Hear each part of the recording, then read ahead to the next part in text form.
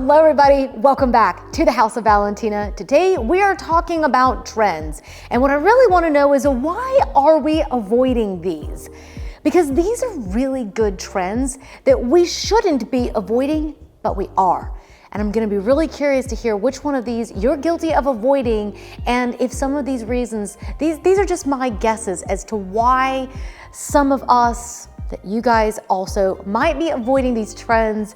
And then I want to talk about why you should be doing them and how the impact is going to be profound on your decor. And this could be that thing that you've been trying to figure out, that you just can't figure out what it is about your home that just is not cutting it.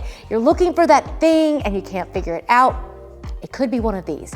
I hope if you're not a subscriber, you will become a subscriber, because we are literally every single week trying to help you stay inspired and resourced to create your dream home, even if you're working on a budget. So without further ado, let's just jump straight into this video, because I think you're gonna be really, these were questions I was asking myself and I was like, whoa, okay, this is game changing. Let's jump in.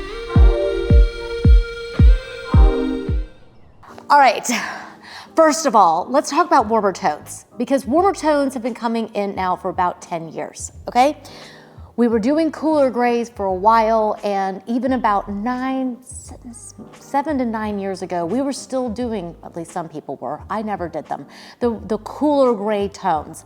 I never did them, and I'm really glad I didn't. But I also have a very neutral white that's very crisp in my house, and even I was guilty of avoiding the warmer tones. So by warmer tones, we're simply talking about moving away from the cool tones, the grays, and even the bright whites. Moving away from that and moving towards warmer tones. Why?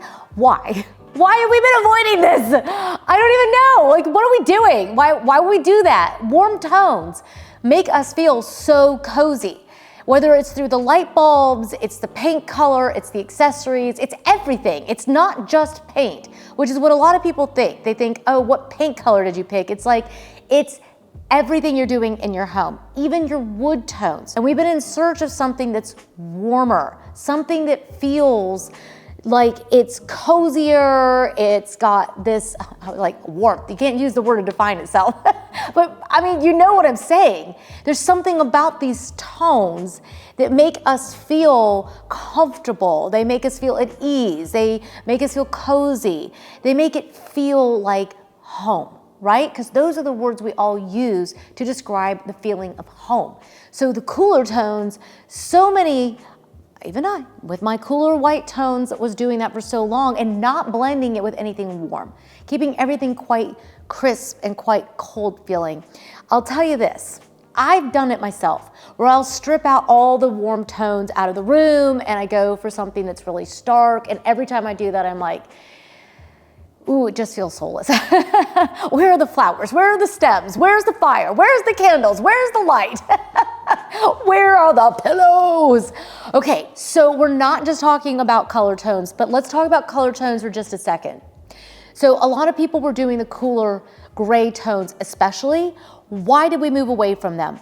Because they make us feel less cozy. They remind us of hospitals. It's very awkward and uncomfortable for a lot of people to walk in on that, okay?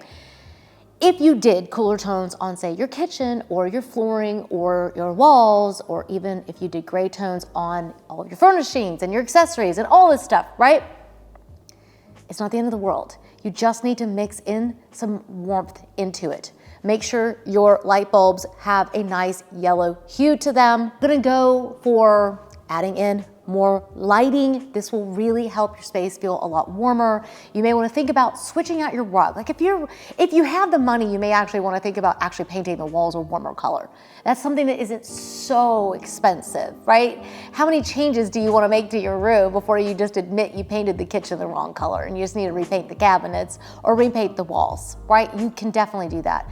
But even still, that's only one part of all of this. And that's where, like for me, I've kept my white walls. I have debated warming them up, and I keep talking about it, and then I just leave it. The reason why is because I like a balance of crispness. I like white exteriors on homes, but I like a warmth that balances that. So I have a lot of candlelight. Right now the porch is decorated for Halloween. So we've got lots of color and lots of warmth and coziness going on out there. But at the holidays, I love to add in all the lights and the greenery and the bows. And then throughout the rest of the year, some of the things that we did to the exterior, we also added in exterior lighting, which made a profound difference. One of the trends that has been really big is self-care. And I do not understand why anyone would avoid this, but a lot of people are avoiding it. People avoid trends for all different reasons. And sometimes they're not really trends, they're just things that we should just be doing. You know what I'm saying? Like, we should be taking care of ourselves. The word is buzzy, but we should be doing it, right? I think a lot of times people think it's gonna be too expensive. It's not for me. I'm fine the way I am. You know, like, there's a million excuses that we come up with. But ultimately, self-care is a trend you should never avoid. Why would you avoid this? You need to feed your body, your soul, every aspect of yourself. You can't go out into the world as your best if you've not taken care of yourself. Okay, so I think it's important. It's not selfish. It's actually a gift to others. When you are in a crummy mood and you go out into the world and you're cranky pants, you're doing no one any favors. Okay, so just take care of yourself. One of the things I did almost 3 years ago is that I switched out my mattress. Okay, I talk about Birch all the time, and I am so thrilled. Every single time they want to be one of our video sponsors, you guys hear me talk about them. When we aren't being sponsored, it's because I genuinely believe that the #1 thing you should be doing for self-care is switching out your mattress. If you have not bought yourself a Birch mattress, you should seriously consider that this will absolutely change your life. If you are not sleeping well, there are so many articles and there's so much research that's been done. There's so many people, like, we're sitting here like, I gotta take collagen so my bones don't ache. You know, I've gotta do this, I gotta take this so I can sleep better and do this. Why don't we try switching out the mattress? I was doing that. I kept trying all these things and I'm like, oh man, I'm getting old. My body always hurts. I was having neck problems. I wasn't able to be active hardly at all, even just to go for a walk. I was having all kinds of neck, back, and leg problems. And I finally just thought, why don't I just switch out the mattress? Guys, I'm telling you right now, it worked like this. If you're not sleeping well, you can't think well. So all those brain fog things, I'm not saying that some of those things aren't really important too, but you may want to consider that you just actually aren't sleeping well and that your mattress is affecting that. So that's why I switched. It was profound. The reason that I went with the Birch mattress when I decided to switch mine, it was because they use all natural and organic materials. They're fiberglass free, which means there's no off-gassing. They're Green Guard Gold certified. These guys have made the most amazing mattress. It's also really comfortable. You can be whether you're a side sleeper, back sleeper, whatever you are, it's a very comfortable bed for all of us. I went with the Luxe pillow top because I love that extra bit of plushness. It's absolutely incredible. If you click my link, go to birchliving.com/Valentina to get you 20% off at checkout. Guys, it arrives straight to your door. You get a 100-night sleep trial. It's easy to set up. It's absolutely incredible. I'm gonna leave all the details listed down below because I know this is something you should definitely be doing for yourself. And thank you again to Birch for being our video sponsor. Let's talk about another trend that people have been avoiding, and I think you should be jumping onto it. One of the biggest trends that's been coming back is this East Coast, like kind of like an East Coast preppy style. And it's more like a classic, not traditional, but really classic feeling. And I personally absolutely love it. And I have found myself even like hemming and hawing about how much molding I want to put into my house. I've got some in my dining room and I absolutely love it. But I have found myself hemming and hawing. Is it modern enough? And I'm like, you know what? Why are we avoiding this when it just makes a room look absolutely amazing? So many people are not building homes with these details in them anymore, and I think it's a shame. I did recently a video, which I think you guys absolutely loved. I mean, it's already got almost 250,000 views on it. I think you guys also really liked that idea. A lot of you were saying that you have the molding and, right, not even just crown molding. We're talking about any of that detail work, any intricate detail work, whether it be around your doors, baseboards, anything. Even the trim work around your stairs. We've gone so minimal, at least other people have. I haven't. You can see my house. I have a lot of it left. I didn't want to rip this out. This is what made my house feel like a home to me. And that's why I think on this channel, we don't just talk about what's in, we talk about what's gonna help you find your dream home. So if your dream home is really modern and you like really clean lines and you don't like any fuss, then you're gonna be happy with no molding in your house. No detail work, right? Just leave it all out. But there's a group of us that absolutely loves this and we're avoiding it and it's making us cranky. It just makes it cranky. The thought of not having my fireplace here, it just something about it, something does not sit well with my soul. Not to be dramatic, but come on. Why are we taking this out? Why are we not including this? New homes aren't being built with it, and I think it is a crying shame. I loved living in Europe. One of my favorite things to do was to go and look at all the beautiful buildings with all the ornate details. I loved it. Oh my God, I loved it. It was so much fun. And that's what always reminded me of homes back here. I grew up on the East Coast, down here in the South. So many of us love those traditional styles. And now it seems like the cool kids, like Crate and Barrel, RH, all these companies are going so modern and we feel like we're supposed to be doing that, And I'm like, how about we just don't worry about that? How about we worry about what we actually enjoy? And for me, I love all the panes on the window. I love all of those traditional elements. So I think that avoiding them just because other things seem to be on trend right now, sometimes those things aren't really real. I mean, I'm just gonna be honest with you. Sometimes you see things that seem like everyone's doing them and yet they're really not. I drive down my street, I walk. We love going for walks. I see what people are doing in their homes. They're not removing all that molding. They love it. That's why they bought the house. It's why I liked this one. While we're talking about the classics, let's have another conversation. Let's talk about why are we avoiding the classic homes? Okay, because I think part of it is because there's a lot of airtime being given to like that California modern style right now. There's a lot of airtime being given to the organic modern style, which we did a video about, which you guys absolutely love. That's another one that went very viral and you guys just love this style, but it doesn't mean that you have to just try to recreate the whole thing in your house. We talked about that in the video. Maybe you bring elements of it into your style, right? Like rustic, organic, at the moment things are a bit polished right here, but like having the little girl that's sitting up there, right? She's rustic. This lamp, rustic. Just out of view, I've got some rustic bases here. So I bring some of those into the current home that I have, this East Coast cottage that I have. And I think that it's a crying shame to not, if you see something that you really enjoy, like the organic modern style, grab it, put some pieces into your home. But does that mean that we should avoid this style altogether? No, I love these homes.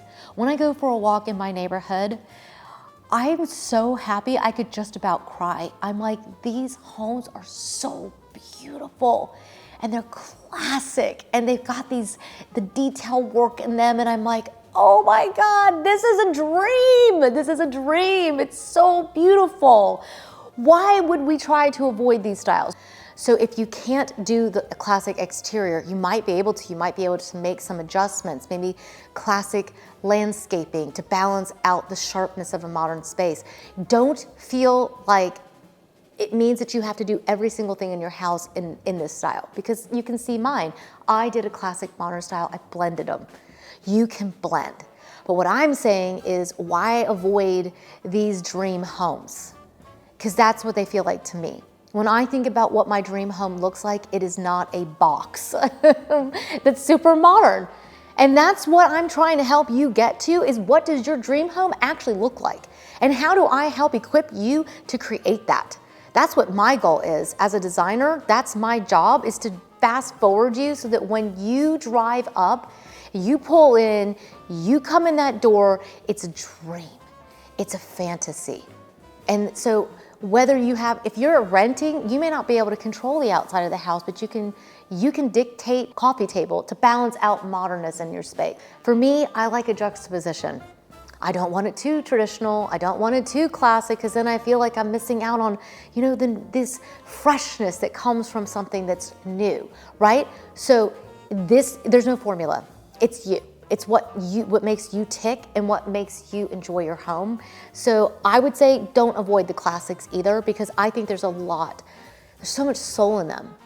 And whether it's the exterior or the interior, whatever it is, why not embrace it? Why not enjoy it? Okay, why are we avoiding tubs? Oh my God, I'm not. This is what I did not do. But even still, even as I've been thinking about like upstairs renovating the kids' bathrooms, I need to renovate them. They're original to the house. Thank God they're still working.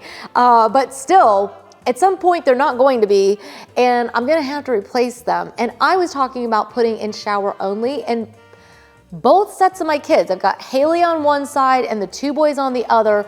Parker does not care about a tub, but Landon's like, no, I love the tub. And I was like, you do? He's like, yeah, I love having a tub. Sometimes I just sit down. I'm like, mind blown. I did not realize that. And Haley's like, I use the tub all the time. I'm thinking space saving, which is probably what a lot of you are thinking. It saves more space. We can make it more modern. It feels more clean. All these things that we think that they're very logical, right? A tub drop-in can be more expensive than just making a whole shower out of that space.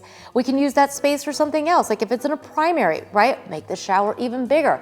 I would say think long and hard, because tubs are definitely coming back because they are wonderful. I use my tub every single day of the week. If I'm just body bathing or taking a nice long bath or relaxing, whatever it is, I use my tub every single day. And one of the things that Jack and I were talking about is the fact that everyone's gone to these really big showers. And one thing I've never experienced in my smaller shower is cold. It's never cold because it's so small, it stays nice and warm, right? If all these people are building these really big, some I've seen, I'm like, that's what we call a party shower. That's the unofficial thing that we designers call that. That would be the party shower, where it's got 6 to 8 heads on both sides, and you're like, what are you gonna do in there? How many of those can you point at yourself at once? Oh my God, it's not a locker room, it's in somebody's home. Okay, how many shower heads do you really need? And has it occurred to you that sharing one might be more fun than having your own? I know, I went there, but I'm just trying to watch out for you. If you're thinking about renovating your bathroom and ripping out the tub and making a nice big shower, what is the purpose of it? It really doesn't necessarily actually serve that great of a purpose. Now, if you don't have room for a tub, that's different, right? If you're older and you don't need to be stepping into a tub, that's different too, isn't it? Right? So sometimes your needs dictate what you actually have to have in there. If you need a stepless shower or one where you just barely have a little lip, it's better for you not to have a tub shower combo, right? You have to think through what's best for you. Ultimately, you're building out a home for yourself, and those are the questions I'm gonna be asking. But the days of having no tubs and just putting in these big showers, they are going away. So if you're doing it because you think that's what everybody wants, and maybe one day you'll sell the house, people will miss the tub. There's something about a tub that is like the ultimate luxury. I would not go without it. You can do drop-ins, you can do standalones, whatever they are, but don't get rid of the tubs. Not unless you just really need to, because actually people really enjoy them. Who do?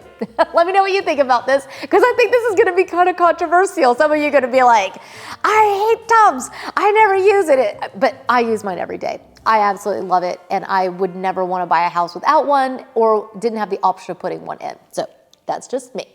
Well, that is all I have for today. I hope you guys have left feeling really inspired and encouraged to build your dream home. Let me know which of these you're struggling with, which one you are like, yes, I'm getting on this one. Why have I been avoiding this? I need to do this. Don't forget to check out that Birch discount code. I'll leave all the details linked down below. And thank you guys so much for joining me. Cheers. I'll see you in the next one. Until then, bye for now.